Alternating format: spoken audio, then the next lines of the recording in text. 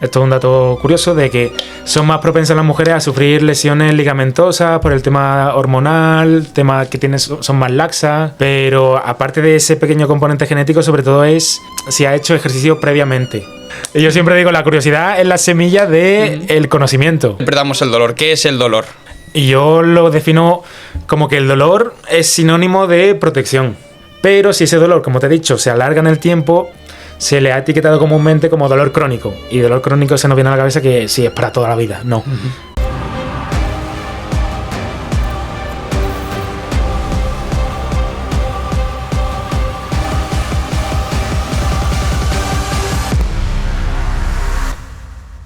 ¿Qué tal, Kevin? ¿Cómo estás? Bien, aquí estoy, que he venido desde León, que ayer estuve en León de una competición y ya he aprovechado para bajarme a Madrid y estar aquí un par de días. Llevamos ya aquí 15 o 20 minutos arreglando el mundo. Sí. Y digo, vamos a ponernos ya a grabar, que además estábamos hablando de cosas interesantes y no quería que se nos escapara nada.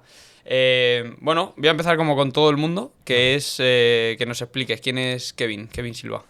Pues es buena pregunta y yo siempre me defino como que yo soy un chaval que estudió fisioterapia y también, como muchos a los que ayudo, pues les gusta el CrossFit, entrena CrossFit, y llegó un punto en el proceso mío de profesional, a nivel profesional, que me di cuenta de que, o sea, me gusta lo que hago porque ayudo a personas que tienen dolor y les ayudo a eliminar su dolor, y coño, eso es muy gratificante y es muy agradecido.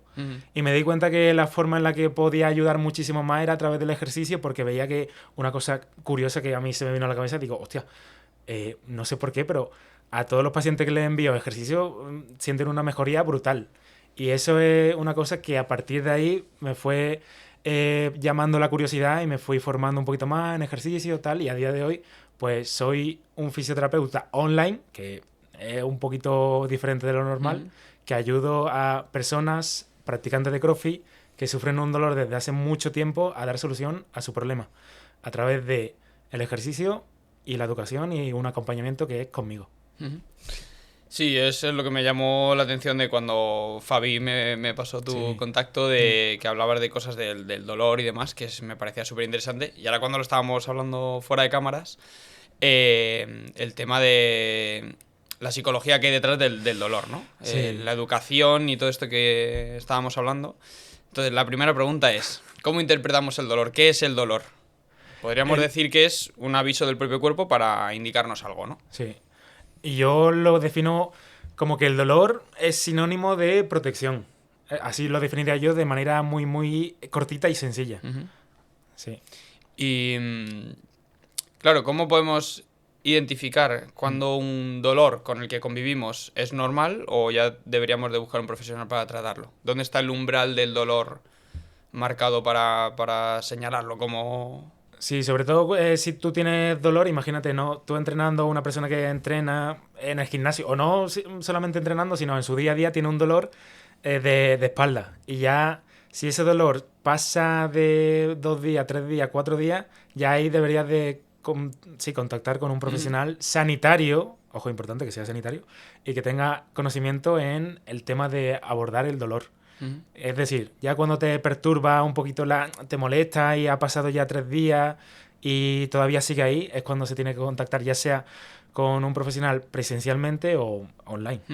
¿Y cuál es el dolor más común que tratas?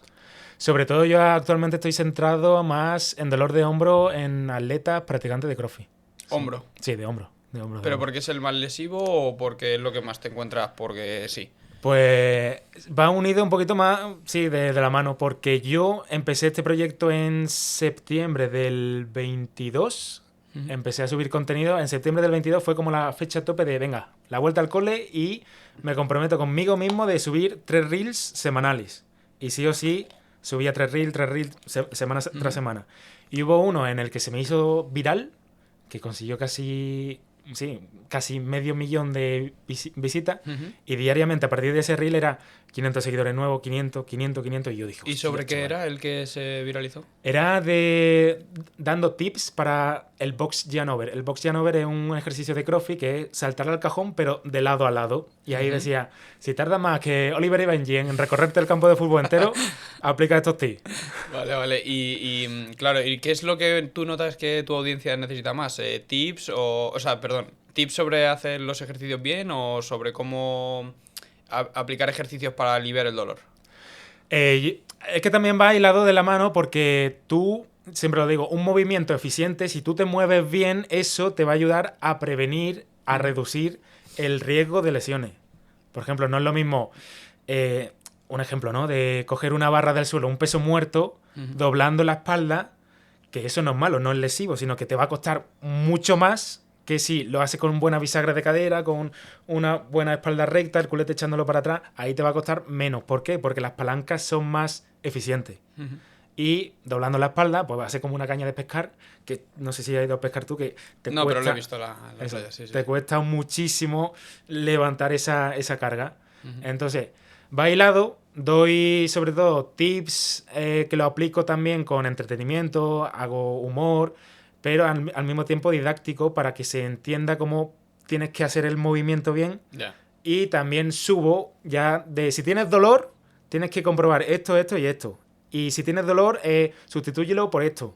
Es decir, los dos se complementan, porque en uno doy tips para que hagas el movimiento eficiente y así el riesgo de lesión sea bajo, y en el otro es, si ya estás jodido, si ya tienes el dolor, si estás lesionado, comprueba esto y aplica esto.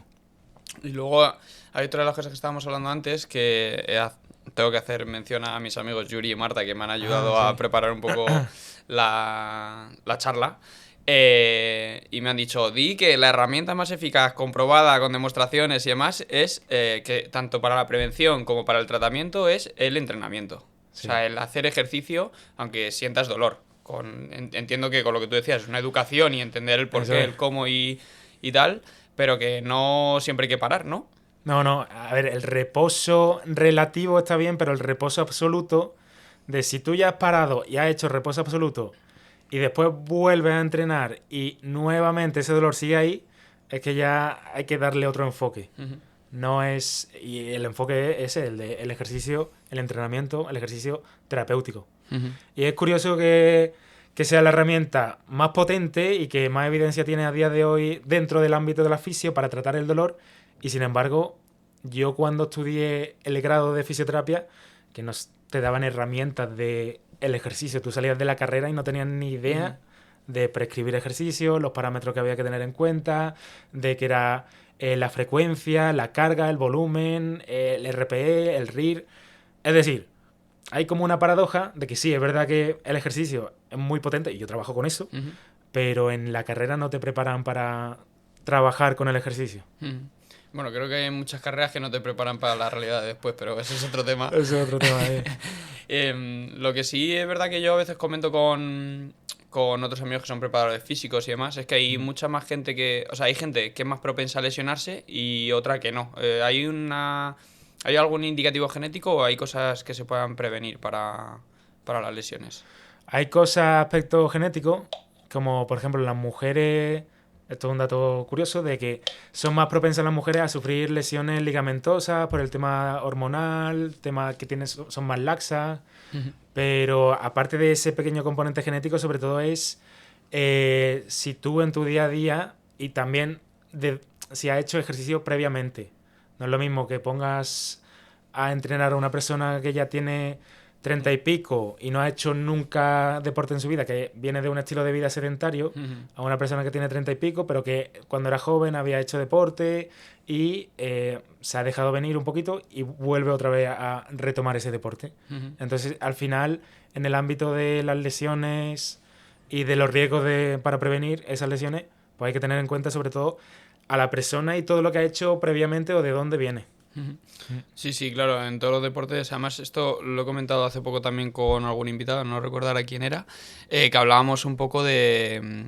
con Rodri fue, que es preparador físico y hablábamos de eso, que se nota muchísimo cuando alguien ha practicado deporte del principio, o sea, de edad de jóvenes quienes no pues porque eres más aeróbico o tienes más sincronización para hacer movimientos, y entonces eso te da menos lesiones en el deporte que practicas y demás. Sí. Si tuvieses que dar 3 leyes básicas para prevenir lesiones, ¿cuáles serían? 3 sería, sobre todo, tener la base de todo. Hay como una pirámide, una pequeña pirámide de la prevención de lesiones, que la base, sobre todo, nos pensamos que la movilidad, la flexibilidad, no. La base de todo es tener una buena alimentación, es decir, comer bien, y tener un buen descanso, es decir, un buen sueño, dormir la hora adecuada y la gestión del estrés. Por lo tanto, yo diría el sueño, la alimentación y la gestión del estrés, que sería lo que viene siendo, si hablamos del ejercicio, una sobrecarga progresiva.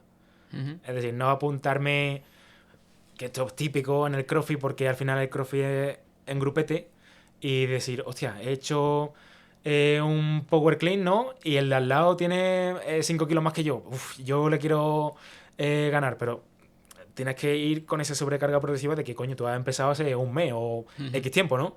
Tienes que ir con cabeza y ir poquito a poco progresando, no quieras correr. Y siempre digo que una frase que repito mucho es: hay que hacer el trabajo aburrido, que son trabajar la base, para disfrutar de ese trabajo divertido. Sí, hay otra que dice que el camino lento es el camino rápido. Eso es también, sí. ¿Cómo podemos saber cuando nuestro cuerpo nos está avisando de que nos podemos lesionar? Yo, por ejemplo, en el fútbol lo he vivido constantemente, sobre todo con la lesión más típica, que es la femoral, una rotura de fibras, que tú sabes cuando ya un jugador está yendo un poco al límite porque está muy fatigado, y si sigue teniendo esa explosividad en las carreras y demás, pues lo más probable es que se lesione. Y tú ya vas notando cómo las piernas o flojean o pues eso, te sientes como muy fatigado, y en un arranque pues te lesionas. ¿Cómo podemos identificar, por ejemplo, no sé, qué señales tú vas experimentando que la gente te viene diciendo, oye, me duele esto, y acaba lesionándose de eso por no tenerlo en cuenta? A ver, sobre todo cuando ya llegan a mí es que están lesionados.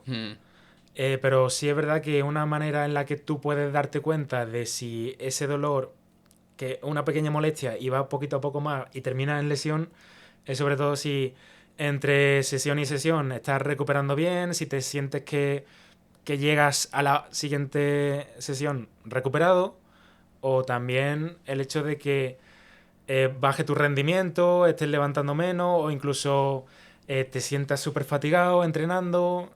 Y también hilado con lo que dije anteriormente del sueño y la alimentación, sobre todo. Sí.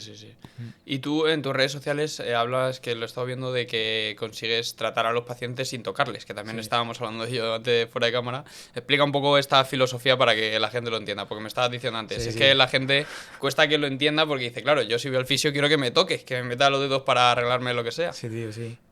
Sobre todo porque eso me hace mucha gracia, porque digo, sí, yo soy fisio. Y cuando digo fisio online, ahí la gente se me queda mirando y pierdo la autoridad. Y eso empezó a mí, me llamó la curiosidad. Todo, digamos que nació en la época de la pandemia, porque yo me gradué en 2019. La pandemia fue en el 20. Y entonces ahí fue por primera vez cuando yo escuché fisioterapia online. Y a mí mismo, que yo había salido de la carrera hace nada, me impresionó y dije, hostia, fisioterapia online, ¿eso cómo se hace? Y ahí como que me llamó el interés, el gusanillo, se despertó ahí, y fui investigando poquito a poco. Después fui yo viendo y desmontando mitos que yo tenía como creencia de, hostia, ¿esto cómo puede ser? Si me lo decían en la carrera, como hemos dicho, pero parece que no es así, que es un mito, una creencia falsa que se tiene muy arraigada. Y a partir de ahí fue como cuando yo conocí lo que viene siendo la fisioterapia online, que se podía tratar el dolor sin tocar al paciente. Y la base de todo es como 4 pilares que se tiene, y es la entrevista clínica, que ahí entra lo que viene siendo el pilar 1, que es la valoración. Eso, si tú vas a cualquier profesional de la fisioterapia, te lo tiene que hacer. Es sentarte y preguntarte a ti, vale, ¿desde cuándo te duele? Ahí, eso es lo primero que tienen que hacer, y hacerte varias preguntas. Por lo que si tú vas a un fisio y del tirón te tumba la camilla, no lo estás haciendo bien. Ahí hay que saber y darse cuenta de que, hostia, no me ha preguntado nada, me ha dicho... Me hacer una valoración, sí. Eso es. Valoración, exploración con pruebas también, para ver en qué punto, en qué nivel estás de tu lesión. Y a partir de ahí, pues que te explique qué es lo que te pasa. Porque te ha dicho todo eso, te ha preguntado todo eso porque ahora viene la explicación de qué es lo que te está pasando. Y eso es el pilar 2, que es la educación. Después, dentro de una clínica presencial, pues es verdad que se toca la expectativa de que, vale, me va a tumbar o me va a hacer algún tratamiento tal, que sería el tratamiento pasivo, que ojo, aquí no soy un talibán de no hay que hacer masaje, que te están mintiendo, no. El tratamiento pasivo es bueno porque lo que va a hacer es que si yo te hago un masaje a ti, o te pincho, o te aplico alguna maquinaria, te va a reducir el dolor y muchas veces sales más a gustito, pero esa reducción del dolor es porque es cortoplacista. Y yo siempre lo digo, no es lo mismo sentirse bien que estar bien. Te ha reducido el dolor a corto plazo, ese tratamiento pasivo, pero ahora lo que tienes que hacer para estar bien es el tercer pilar, que es el tratamiento activo, es decir, el ejercicio. Si a ti te duele, pongamos el ejemplo, ¿no?, de un press militar, el levantar un peso por encima de la cabeza, coño, si te duele ahí tendrás que hacer, o con la valoración que hemos visto, trabajar ese eslabón débil, ese patrón débil. Y a partir de eso también yo trabajo con un cuarto pilar, que es el acompañamiento. Es decir, yo te doy un plan, pero ese plan está guiado y va a estar acompañado por mí. Entonces digamos que eso es la fisioterapia online. Sí, yo creo que la gente a lo mejor tiene más en su cabeza que ir al fisio, lo que tú dices, ir a una clínica donde me hacen un masaje, me quitan el dolor y me voy. Y realmente, pues un fisio como tú, online, lo que te hace es explicarte qué te ocurre y decirte cómo tienes que ahora vivir, o los ejercicios que tienes que llevar a cabo por ti mismo, en tu casa y en tu día a día, para que ese dolor se vaya disolviendo y lo acabes quitando, que no simplemente con el masaje que te hacen en la clínica, vale. O sea, sería como una referencia que yo siempre pongo, que es cuando vas al psicólogo. Entonces en el psicólogo no te va de la consulta con el problema resuelto, te da las herramientas para que tú en tu día a día las apliques, y cada día que te venga esa situación y te agobie o lo que sea, pues recuerde lo que te dijo el psicólogo y lo apliques. Pero no entra un Marcos a la consulta y sale otro de repente. O sea, es un trabajo que va en tu día a día. Sí. Aquí a mí me viene una duda en mi cabeza personal ya, porque yo, mira, te explico. Sí. Yo juego mínimo 3 días a la semana al pádel. Al pádel, vale. Los domingos juego al fútbol. ¿Siempre los domingos fútbol? Sí, vale. Me estoy preparando una media maratón, o sea que los días que no juego al pádel y el domingo que juego al fútbol salgo a correr, voy al gimnasio 5 días a la semana, por las mañanas, y algún domingo después del fútbol voy a jugar al golf con mis padres. Se mueve bastante, ¿eh? Entonces, mi pregunta es, sé que esto no va a ser muy típico, pero yo tengo una lesión en el hombro de cuando jugaba al fútbol, tuve una luxación del hombro. Hostia. Y no me la terminé de recuperar muy bien. Entonces, ¿qué ocurre? Que en el movimiento de bandeja del pádel, en ocasiones veo las estrellas, porque tengo el hombro mal, ¿no? Y luego, en la rodilla izquierda, yo nunca he tenido ninguna lesión, afortunadamente así grave ni nada de eso, pero hace como 2 años me empezó a doler la rodilla bastante y yo pensaba que igual era pues algo del ligamento, el menisco y tal. Y cuando fui al trauma me dijeron que simplemente tenía como, no sé si era en la parte trasera de la rodilla, tenía como una mini roturita de no sé si un ligamento o no sé qué era, no me acuerdo muy bien, pero me dijo, esto solo tiene una solución que no es muy traumática, pero es reposo absoluto. Y dije, vale, pero absoluto, pues ¿cómo de absoluto? O sea, ¿de no moverme o de no hacer ejercicio? Y me dijo, no, lo que no puedes hacer es ejercicio de alta intensidad. Y le digo, vale, ¿durante cuánto? Me dijo, 3 meses. Le digo, ¿y cómo hago esto? O sea, de repente mi vida, o sea, tú fíjate, todo lo activo que soy de deporte, al 0, durante 3 meses. O sea, yo creo que es que eso me arreglaría lo de la rodilla, pero me reventaría la cabeza. O sea, eso es imposible. No hay... ¿Cómo podría arreglarlo? Ahí, lo primero de todo, tú has dicho que te reventaría la cabeza, pero también, coño, se va a producir un desacondicionamiento de esa musculatura de la rodilla, de esa zona, que cuando quieras retomar, coño, te va a costar la vida, te va a costar el doble. Y eso es muy... Lo hilo con otros casos, ¿no? Que sí, al final me han tenido que intervenir del hombro y estoy con cabestrillo así. Y me ha dicho que hasta que pase 1 mes y medio no puedo hacer nada. hay que saber que hay herramientas de readaptación, fisioterapia, que tú puedes trabajar ya desde el día 1, después de esa intervención. Que son herramientas donde se trabaja ya más a nivel del sistema nervioso. Hay una herramienta que se llama la imaginería motora, y eso es bastante interesante porque ya con el hecho de cerrar los ojos e imaginar que estás moviendo esa zona, que no puedes moverla, pero tú te la imaginas, se ha visto que hay dos grupos, ¿no? Donde se aplica esa herramienta, la imaginería motora, y un grupo donde no se aplica, y el grupo que la aplica, es decir, que cierra los ojos e imagina que se mueve, tiene una recuperación más rápida y pierde menos movilidad. Es decir, sí, esto lo he visto yo en casos que, por ejemplo, le ponen una mano o cosas así de... Bueno, lo diré. De un trasplante y todo esto. Entonces les ponen ejercicios de... le separan con un espejo. Sí, la terapia espejo. Sí, claro, sí, exactamente. Para que precisamente pues tu cerebro ya vaya interpretando que tienes una mano y que consigues moverla y demás. Y consiguen que ocurre. Pero claro, aquí es donde yo iba. Llega la segunda parte, que también lo estábamos hablando antes, que es... que la gente o los deportistas que ha hecho deporte toda la vida, yo creo que sobre el umbral del dolor, ¿no? Sí. Que ya saber convivir con el dolor, porque claro, yo lo que hice fue, vale, esto es imposible que yo lo lleve a cabo, pues al final lo que he ido haciendo es convivir con ese dolor. Yo sé que la rodilla, o sea, el hombro lo tengo que calentar muy bien y demás, y la rodilla, pues a lo mejor las primeras 4 o 5 carreras igual veo las estrellas, porque el dolor que yo siento es como, además me lo explico muy bien el médico, es como si yo tuviese un moratón y cada vez que piso, pues como si me estuviesen apretando el moratón. Esa es la sensación de dolor que tengo. Eso es la rodilla. En la rodilla. Pero cuando se me calienta, pues ya no lo noto nada. Aunque a lo mejor en un gesto raro que hago, vuelvo a notar el dolor. Esa es como muy raro. ¿Qué hago? Pues vivir con ello. O sea, ya sé que me duele el dolor, lo tengo identificado, no me preocupa en plan de que de repente me haya roto el menisco, sino que ya he entendido que lo tengo y convivo con ello. Entonces, quería hablar contigo de eso, ¿no? De lo que hablábamos antes, la importancia de saber convivir con el dolor o entender el dolor, que no... los tipos de dolores que hay, ¿no? Cómo identificarlos. Sobre todo entenderlo. Todo entenderlo. Yo siempre cuando acude a mí un paciente, le hago la primera pregunta, después de conocer su caso, de hacerle las preguntas de su dolor, ya pasamos a la parte explicativa del dolor, y una que siempre hago es, para ti, Marcos, ese dolor que tú sufres desde X tiempo, desde hace ya más de 1 año, 2 años, para ti, ¿ese dolor es bueno o es malo? Ahí, ¿eso por qué lo hago? Para saber qué relación tiene ese paciente con su dolor.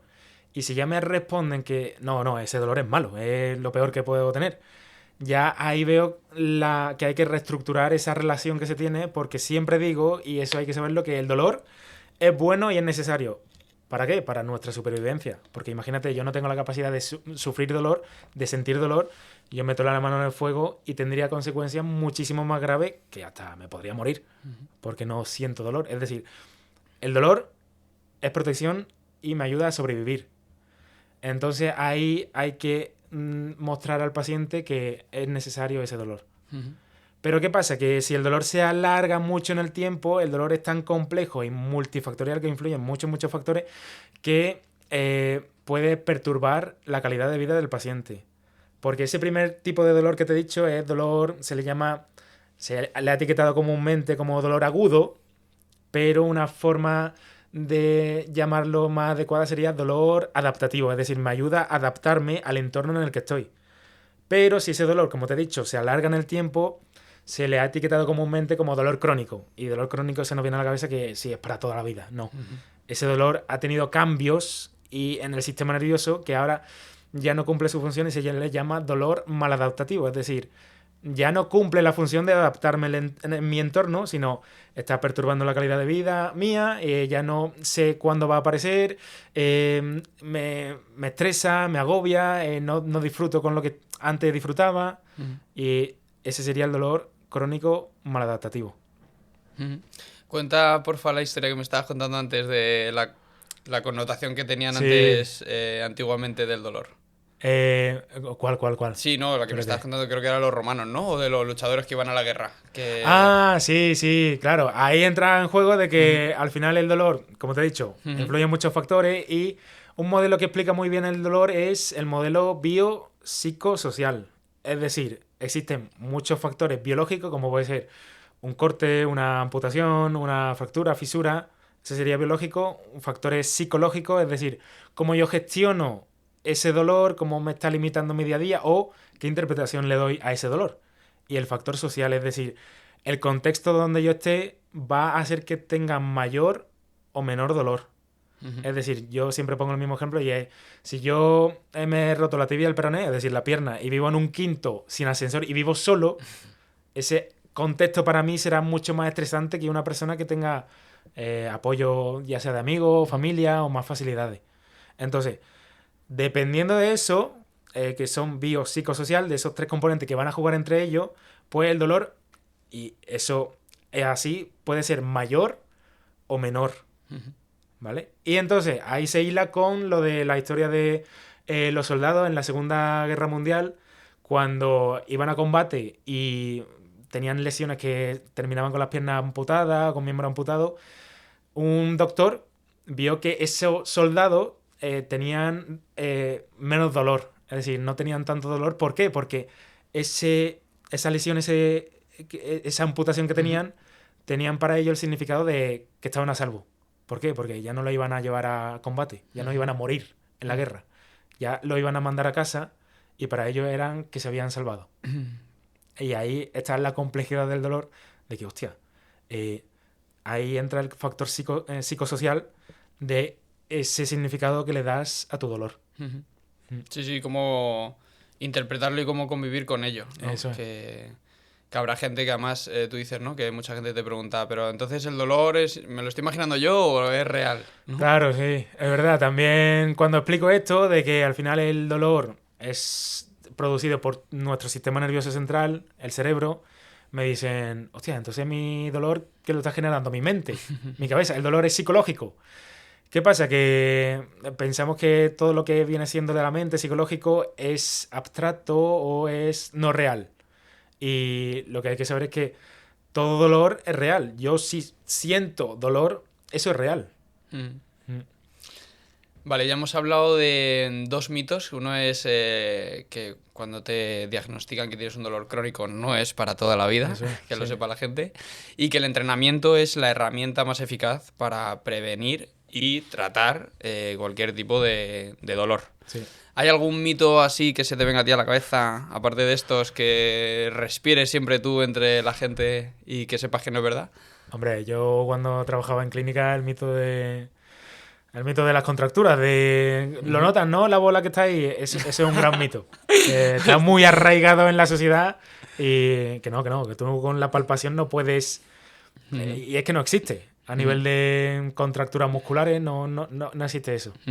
Muy típico, ahora que lo has dicho, ¿no? Que vas a dar un mensaje a alguien y enseguida, en cuanto te ponen las manos, es, uy, estás muy cargado, ¿eh? Sí, justo. O sea que eso es mentira todo. Eso ¿no? es mentira Es un y es aparte que lo divulgan y lo siguen promulgando los profesionales, fisios, de, uy, ¿cómo tiene esto? ¿Es de tenso o tal? Y no es así. Pasemos un poco a la marca personal, que es un tema que me gusta mucho y creo que tú la tienes bien trabajada, el tema de las redes sociales. Sí. ¿Cómo ha cambiado? Has explicado ya un poco al principio que a partir de la pandemia pues le diste caña como propósito. Sí. ¿Cómo ha cambiado tu vida las redes sociales en tu negocio? Hostia, pues yo, a ver, relativamente empecé a emprender hace poquito, porque es verdad que yo, como te comentaba, en septiembre del 22 empiezo este proyecto que me comprometí conmigo mismo de subir 3 reels semanales, tal. Al poco tiempo vi que se me hacía virales los reels, por la forma en la que subía yo el contenido, ¿no? Y ya en 2023 fue como decir, hostia, yo de aquí quiero que esto sea mi principal fuente de ingresos. Veo que hay un potencial. Y en 2023 fue como el romper esa barrera mental de tengo un empleo a jornada completa, tengo este proyecto, quiero dar el paso en 2023 de dejar mi empleo, pero estoy cagado y Dios, ¿qué va a pasar si no facturo lo que tengo que facturar? Tal.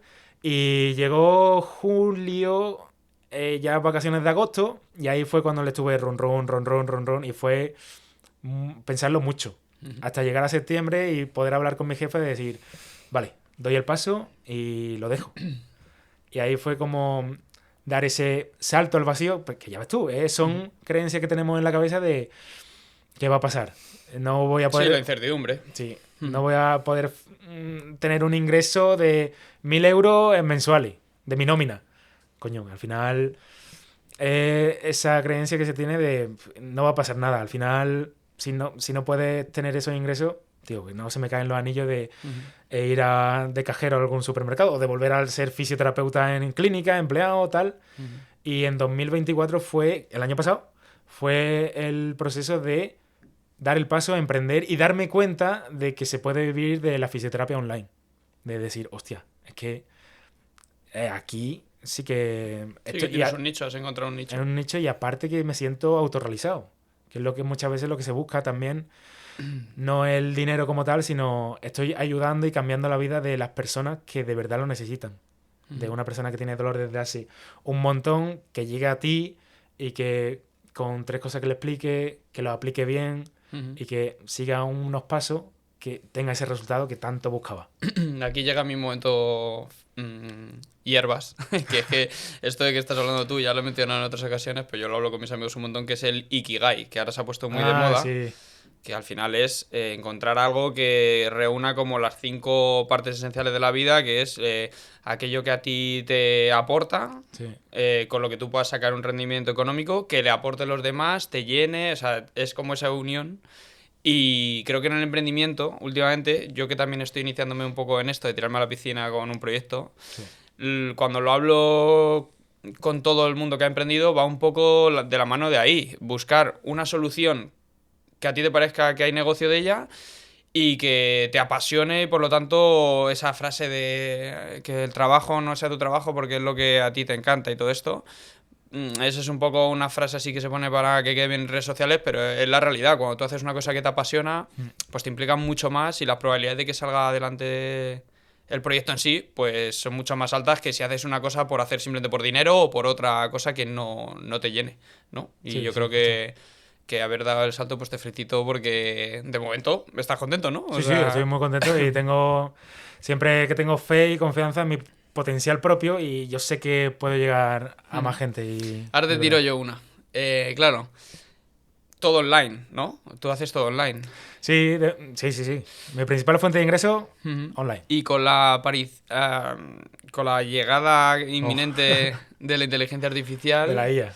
¿Cómo ves alguna amenaza con esto o no? Amenaza para mí, es que claro, eso se puede comparar también con el siglo pasado, ¿no? De los obreros, que llegaban las máquinas, la revolución industrial, tal, de que nos van a quitar el trabajo, pero no te va a quitar el trabajo. Y yo no lo veo como amenaza, sino lo veo como una herramienta tan grande que va a marcar una diferencia entre el profesional que sepa usar la IA y ese profesional que no se ayuda de la IA o que no sepa usar la IA.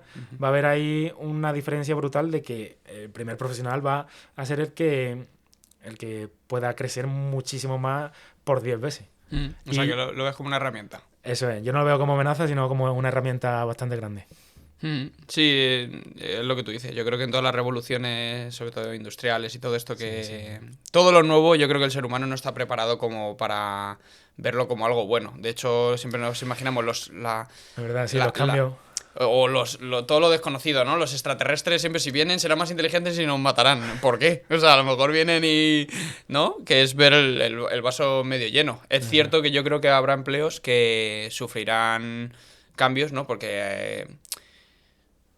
trabajos así como muy... Pues no sé, ahora he visto que en Rusia han cambiado ya a las taquillas, ya no hay personas. O sea, es una inteligencia artificial con una pantalla que te habla y te contesta y te dice dónde quieres ir, a dónde vas, pues son tanto, y te imprime el billete, que realmente es una máquina, pero ya te han puesto la cara de una persona con una inteligencia artificial. Sí, tal cual. Pues es verdad que yo creo que hay trabajos que serán mucho más reemplazables, pero habrá otra inmensa de oportunidades en torno a eso que es a lo que habrá que adaptarse. Que esa yo creo que es la palabra que habrá que hacer. Sí, adaptarse. ¿Tú utilizas la inteligencia artificial para algo de lo que tú haces ahora mismo o no? ¿Alguna herramienta? Yo sobre todo lo uso para lo que viene siendo, todo lo que viene siendo los lanzamientos de mis servicios, también como para que me diga las fechas de cómo hacer las promociones, de... esta semana tengo que subir historias hablando de lo que me está pasando o de una idea que he tenido.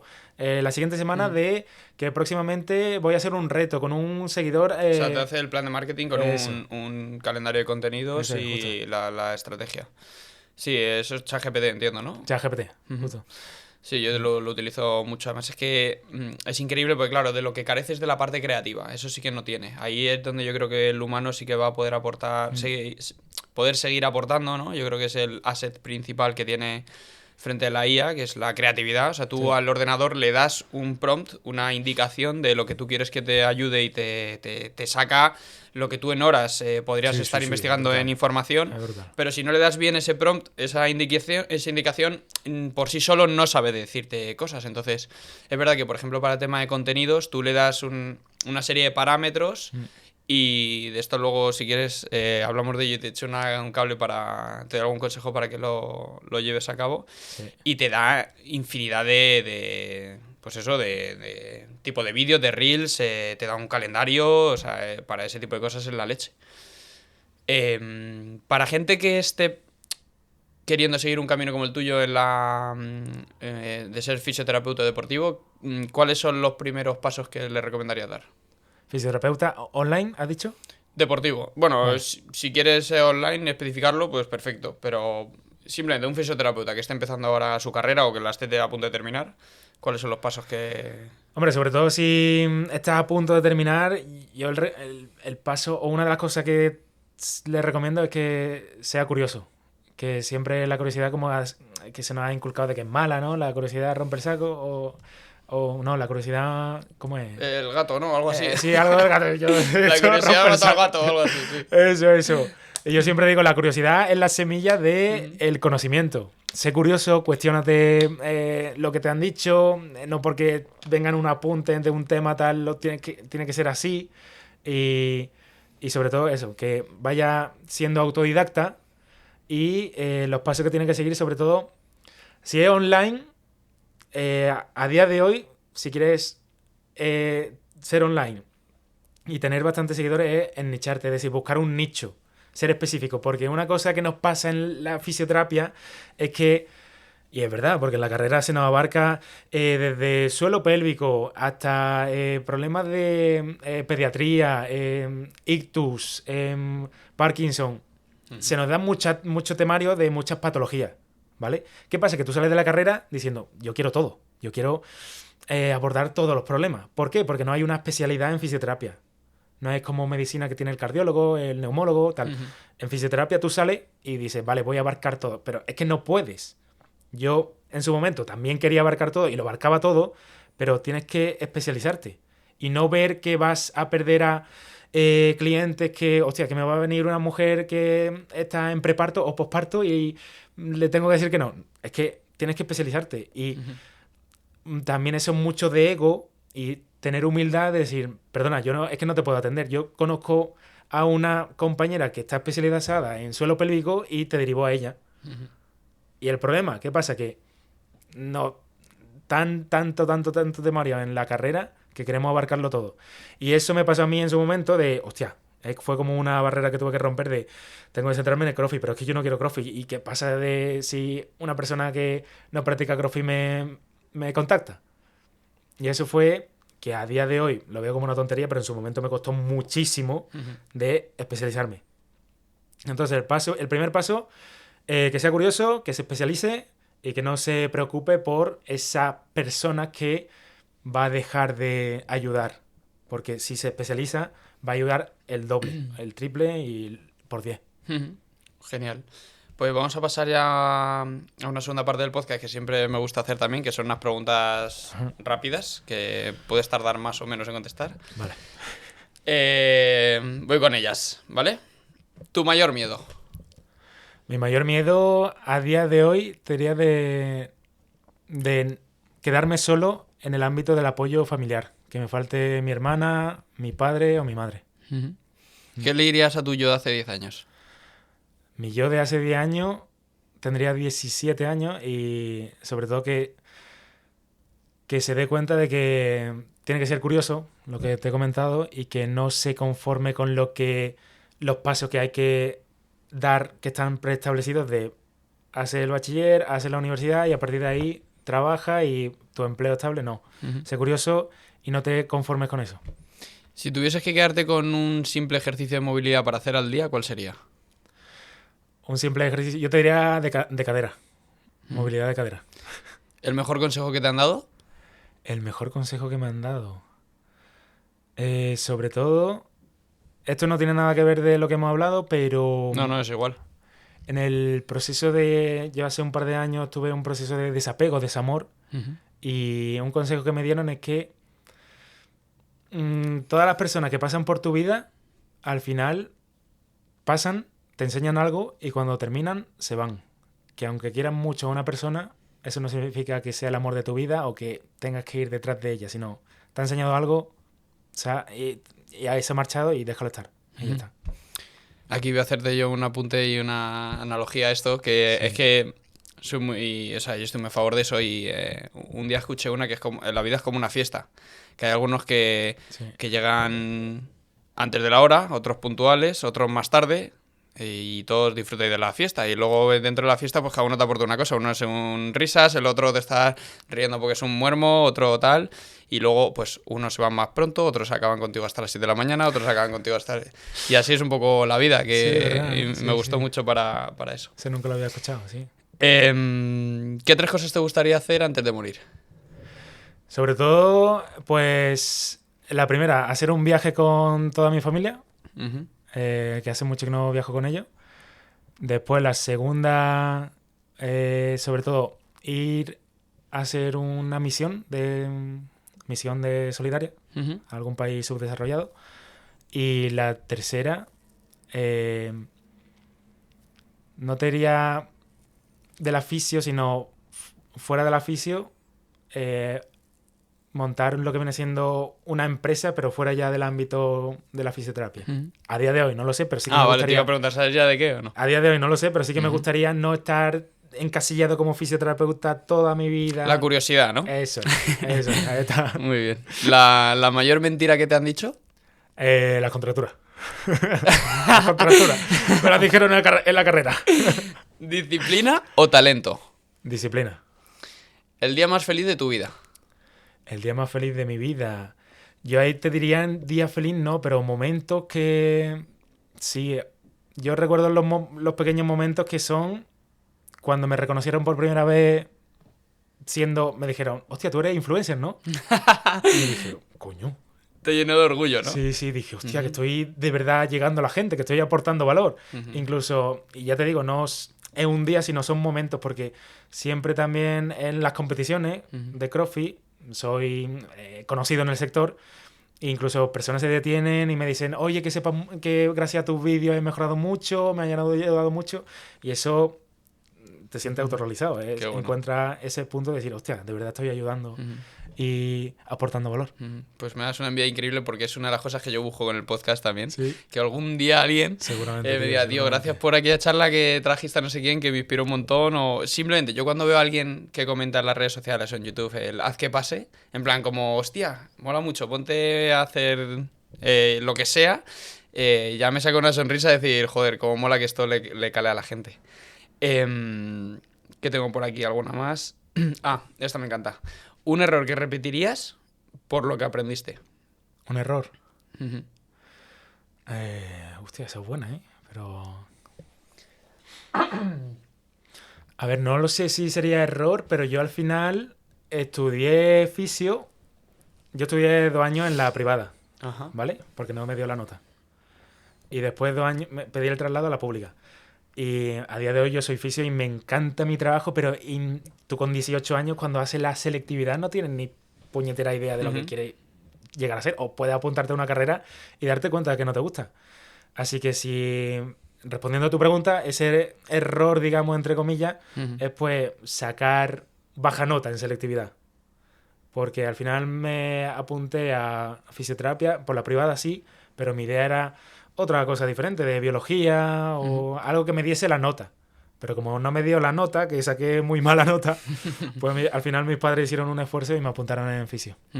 Si pudieras entrenar con cualquier personaje público del mundo, vivo o muerto, ¿cuál sería? ¿Entrenar? Sí. Hostias. Entrenar, chaval. Hombre, en el ámbito, ¿puedo decir ámbito de CrossFit? Lo que quieras. Sí, sí.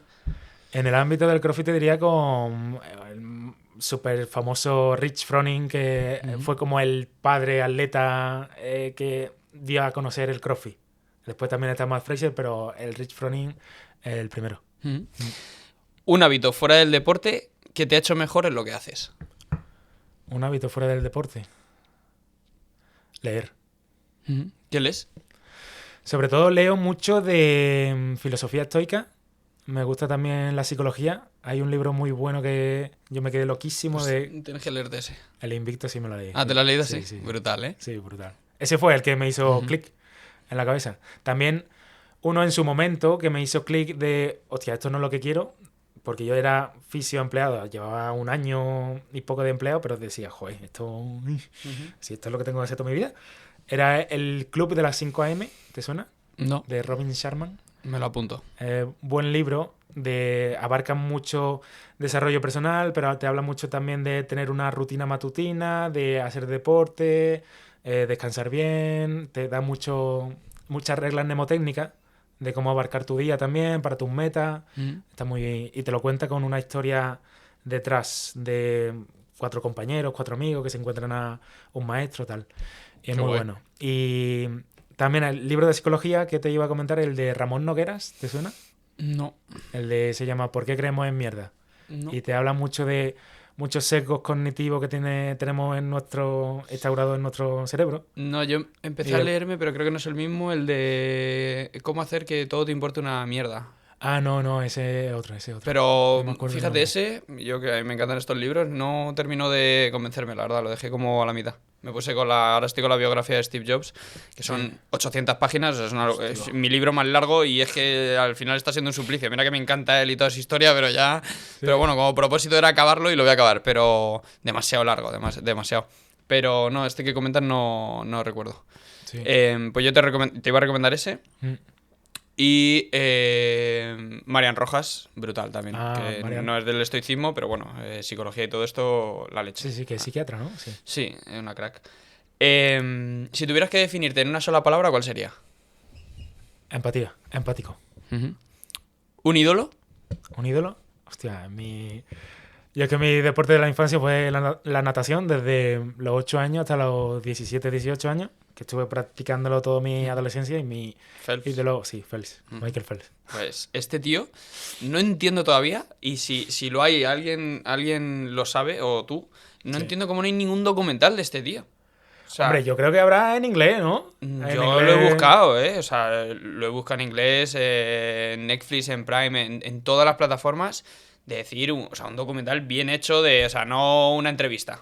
Un documental de que ese tío, macho, o sea, me parece un cerebro sobrehumano, o sea, sí.